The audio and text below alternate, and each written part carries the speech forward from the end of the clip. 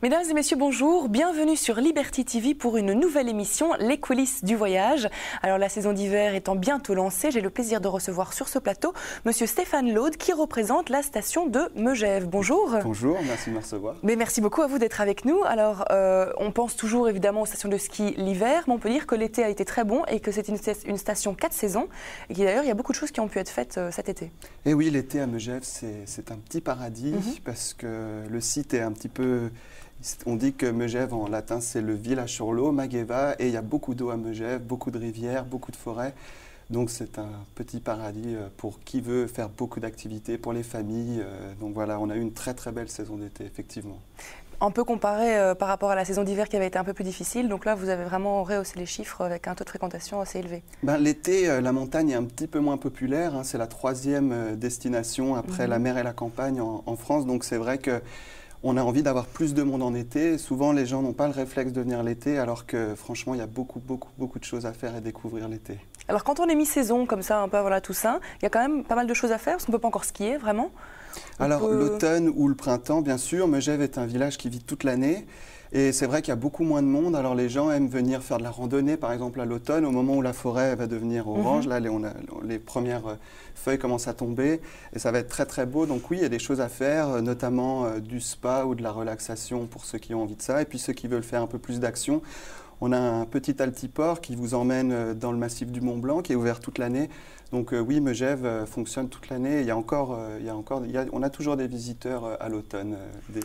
Alors Megève, donc c'est une station très agréable, mais comment expliquer que finalement elle a pu évoluer comme ça et devenir une station 4 saisons avec plein de choses à faire? Quelle est son origine finalement? L'histoire de Megève est assez intéressante. En 1916, la baronne de Rothschild est allée faire des vacances à Saint-Moritz. Saint-Moritz qui est finalement la première station en Suisse, première station de ski des Alpes. Et elle était avec son moniteur de ski dans un hôtel à Saint-Moritz. Elle a vu des gens de l'aristocratie boire du champagne et elle s'est dit « Je veux une station de ski en France ». Elle a demandé à son moniteur norvégien d'aller lui trouver un site. Et il a trouvé le Mont d'Arbois à Megève. Donc c'est un petit peu comme ça que c'est né. En 1921, elle a lancé son premier hôtel, le chalet-hôtel du Mont d'Arbois, qui est toujours là aujourd'hui. Et en 1933, on a eu en France, à Megève, le premier téléphérique pour skieurs sur Rochebrune. Et ensuite, les agriculteurs de Megève ont dit, nous, on va suivre le mouvement. Et ils ont créé des téléskis. Et c'est comme ça qu'est né Megève. Donc Megève est une station très, très ancienne. C'est ce qui fait aussi son charme aujourd'hui. Alors, c'est une station huppée, puisqu'elle vient quand même, elle a toute une histoire dans l'aristocratie. Ça reste toujours une station... Alors, c'est toujours d'actualité. On va dire que Megève est assez réputée pour ses très beaux hôtels. C'est vrai qu'on a 200 magasins, des très belles enseignes. C'est vrai que ça reste aujourd'hui une station haut de gamme, on va dire.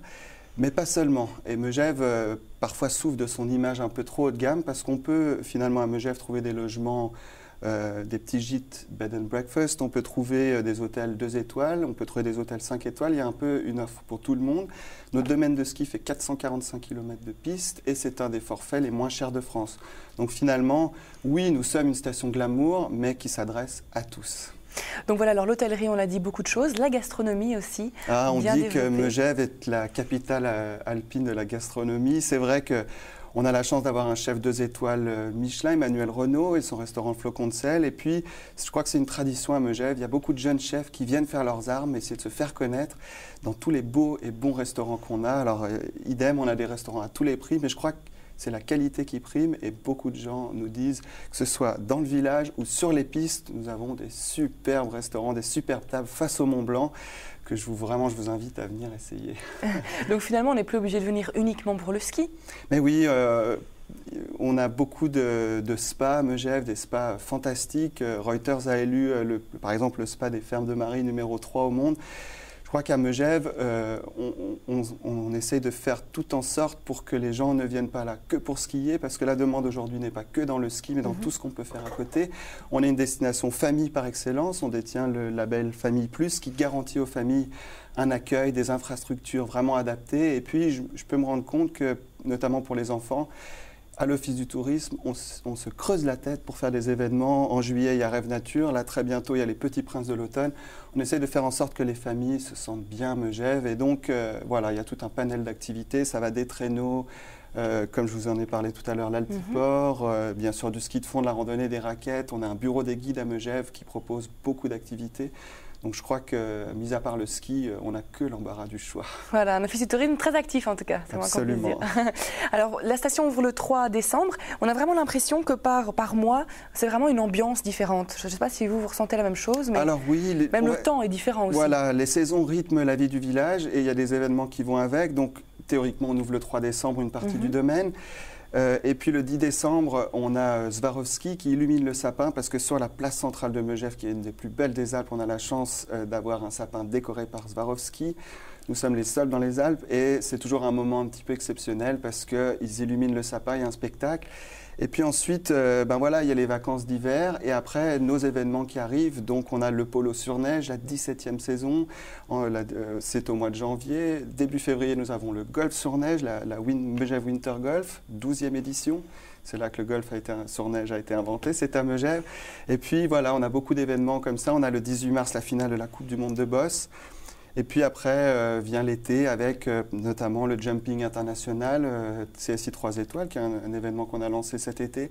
Donc c'est vrai que tout au long de l'année, il se passe beaucoup de choses à Megève. Et quand on vit dans le village, on peut vraiment voir ces différentes ambiances tout au long de l'année. Ouais. Est-ce que c'est une station où les gens ont l'habitude de revenir? Vous avez l'habitude de vraiment fidéliser vos clients? Absolument. Megève, c'est pour ça également que c'est parfois difficile de trouver de l'hébergement. Je vous conseille de vous y prendre tôt. On a des gens qui reviennent année après année, qui ne peuvent plus se passer de Megève. On a des amoureux de Megève, je dirais, partout en France. C'est une station très française, 70% de notre clientèle est française. Donc c'est vrai que Megève, oui, c'est un village d'habitués, de connaisseurs. On a beaucoup de résidences secondaires qui sont à Megève et qui adorent y revenir et qui sont nos meilleurs ambassadeurs à travers le monde. Alors l'offre de ski en France est très vaste, comme on le sait, donc il y a beaucoup de choses. Qu'est-ce qui fait finalement qu'on va plus à Megève qu'autre part? Quel est l'atout principal vraiment de la station? C'est une station, bon déjà on a 6 stations reliées, donc Megève est reliée avec d'autres stations, 445 km. Je dirais que déjà on est à 1 heure de l'aéroport de Genève, ce qui a un accès facile pour toutes les capitales européennes. Vous prenez l'autoroute, vous êtes à Megève très très rapidement. On a une vue sur le Mont Blanc vraiment exceptionnelle. J'ai décidé d'y vivre parce que le Mont Blanc est tout le temps présent, quels que soient les massifs. Ensuite, c'est une station un peu famille où les pistes sont très agréables, ne sont pas des pistes très difficiles, sont des pistes dans les sapins. Il y a des fermes, il y a 40 fermes en activité à Megève, ce qui fait qu'on va toujours croiser sur le domaine skiable une ferme. Il y a un charme qu'il n'y a pas ailleurs et c'est aussi ça que les gens viennent rechercher. Alors après, si on veut faire du freeride à Megève, c'est bien sûr possible. Et comme c'est une station qui est finalement moins prisée par les freeriders à cause de son image, si vous voulez faire de la poudreuse, honnêtement, à Megève, il y a des endroits cachés dans les champs, entre la forêt. C'est superbe, c'est finalement très accessible. Et puis c'est un plaisir pour tout le monde. Finalement, c'est une station plus moderne que traditionnelle. On peut dire les deux. C'est une station qui a toujours innové, qui a toujours innové dans ses événements, qui a toujours été dans la recherche touristique. Beaucoup de choses ont commencé à Megève. À Megève, on a la chance d'avoir un homme qui s'appelle Émile Allais, qui est peut-être pas très connu du grand public, mais c'est lui qui a inventé dans les années 50 la méthode de ski à la française. Il a été un grand champion français. Il a inventé l'école de ski français, il a inventé le métier de pisteur et on va célébrer cet hiver son 100e anniversaire avec lui. Avec lui? Absolument. Super ça. Et ce sera quand? Écoutez, ce sera courant février. Courant février. Alors la saison dure, donc on l'a dit, du 3 décembre jusqu'à fin avril, en fonction des conditions de neige, voire début mai, si on a de la chance cette année. Donc, alors avoir de la chance, ça veut dire quoi? Ça veut dire beaucoup de chutes de neige, ça veut dire et du froid, parce qu'il faut de la neige et du froid pour réussir une bonne saison. Néanmoins, on est équipé en canot à neige. Donc l'année dernière, qui était une saison difficile, on a eu 80% du domaine ouvert toute la saison.